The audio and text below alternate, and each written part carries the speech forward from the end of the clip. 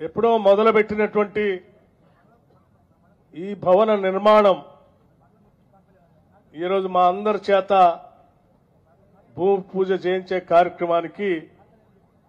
ఆహ్వానించి చేపించినందుకు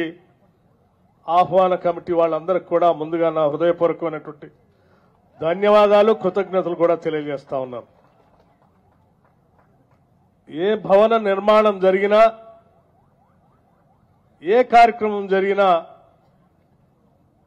అది భవిష్యత్ తరాల అభివృద్ధి కోసం ఉపయోగపడేటట్టుగా ఉండాలి. ఇక్కడ జరిగేటువంటి నిర్మాణం ఇప్పుడే రాష్ట్ర కాంగ్రెస్ కమిటీ అధ్యక్షులు చెప్పినట్టు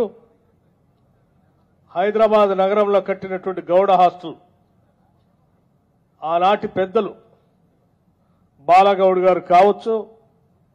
లేకపోతే ఇతర నాయకులు కావచ్చు, విఎన్ గౌడ్ గారు కావచ్చు, బసవరాజ్ గౌడ్ గారు కావచ్చు, వాళ్ళందరూ ముందు చూపుతో రాష్ట్రం నుంచి నలుమూల నుంచి వచ్చినటువంటి పేద విద్యార్థులు చదువుకోవటానికి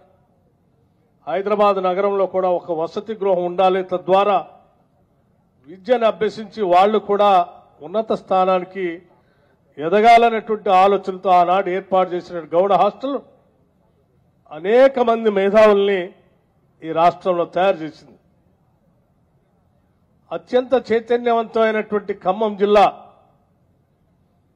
బలహీన వర్గాలకు పెద్ద పెట్టినీళ్ళైనటువంటి ఖమ్మం జిల్లాలో అటువంటి కార్యక్రమం చేపట్టి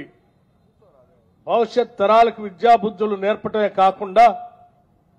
సామాజిక కార్యక్రమాలు నిర్వహించుకోవటానికి కూడా వసతి ఏర్పాటు చేసుకునే ఈ భవన నిర్మాణం తప్పనిసరిగా పెద్ద ఎత్తున ఈ సమాజానికి ఉపయోగపడుతుందని నేను భావిస్తా ఉన్నాను.